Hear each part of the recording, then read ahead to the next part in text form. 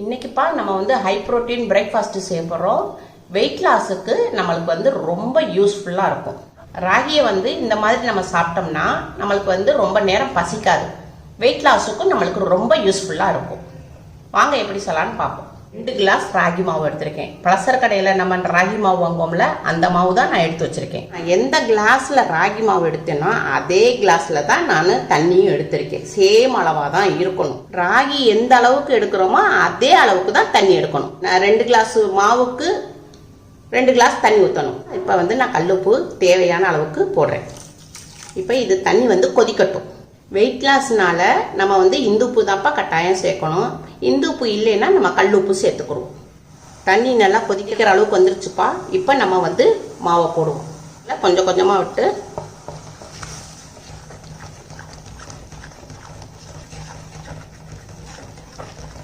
அடுப்பை வந்து ஸ்லோ பண்ணிக்கணும்ப்பா.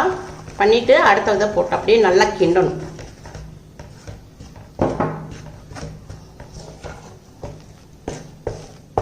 அந்த சூட்லேயே அப்படியே கிண்டணும்.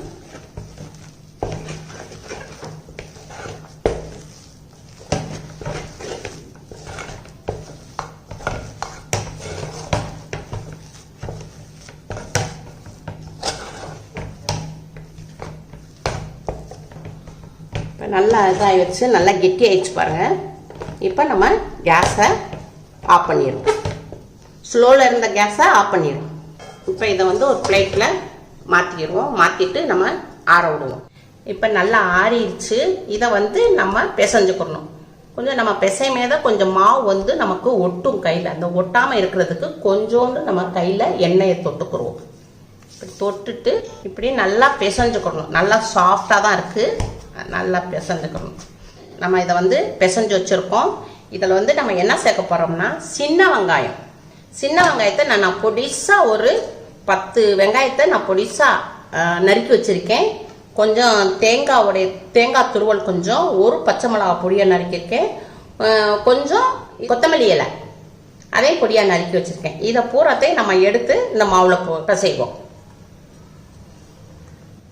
இதோட சேர்த்து கொஞ்சம் சீரகம் சேர்த்துக்கிறோம். நல்லா வாசமாக இருக்கும்.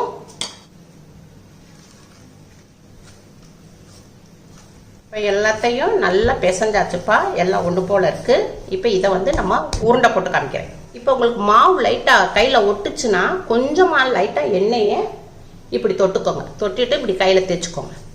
தேய்ச்சிட்டு இதை இப்படியே உருட்டுங்க. உருட்டப்பட்டு இதை கையிலே வச்சு இப்படி தட்டி தட்டி எடுங்க. நல்லா சப்பாத்தி மாதிரி வந்துடும். நல்லா மெல்லிசா இப்படி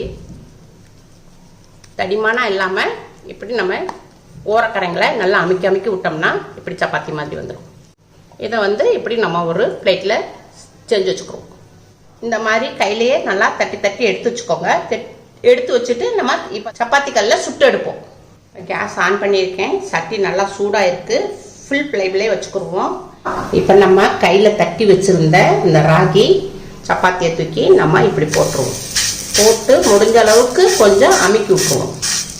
ஏற்கனவே நம்ம வந்து சப்பாத்தியை நல்லா கையிலே தட்டி வச்சுருக்கோம். இந்த சப்பாத்தி கல்லில் போட்டு இப்படி அமுக்கி விட்டுருவோம்.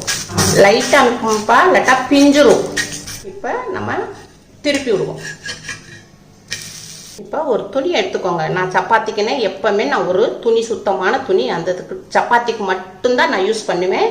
அதை வச்சு நம்ம என்ன செய்யணும், ஓரக்கரைகளை நம்ம வந்து அமுக்கி விட்டோம்னா நம்மளுக்கு வந்து சப்பாத்தி வந்து சீக்கிரமாக வேகிறதுக்கு நம்மளுக்கு இதாக இருக்கும். இந்த ராகி சப்பாத்தியப்பா நம்ம வந்து ரொம்ப சட்டியில் போட்டு வேக வைக்க வேண்டாம். ஏன்னா நம்ம ஏற்கனவே நம்ம சுடுதண்ணியில் போட்டு நல்லா பாதி வேக்காடு வேக வச்சுருக்கோம்.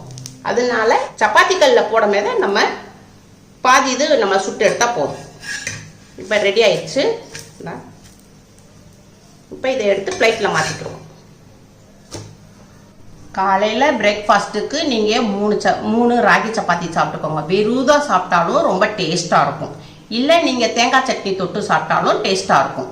உங்களுக்கு வெயிட் லாஸுக்கும் ரொம்ப யூஸ்ஃபுல்லாக இருக்கும். இப்போ ராகியை வந்து நம்ம வாரத்துக்கு 3 நாள் நம்ம பிரேக்ஃபாஸ்ட்டில் சேர்த்துக்கிட்டோம்னா உங்களுக்கு வந்து எலும்புக்கு ரொம்ப ஸ்ட்ரென்த்து கொடுக்கும். இடுப்பு வலி வராது, முட்டை வலி வராது. இப்படி செஞ்சு சாப்பிட்டீங்கன்னா நம்ம உடல் ஆரோக்கியமாக இருக்கும். இதே மாதிரியே நீங்கள் செஞ்சு பாருங்கள். அம்மாவுக்கு லைக் பண்ணுங்கள், ஷேர் பண்ணுங்கள், சப்ஸ்கிரைப் பண்ணுங்கள்.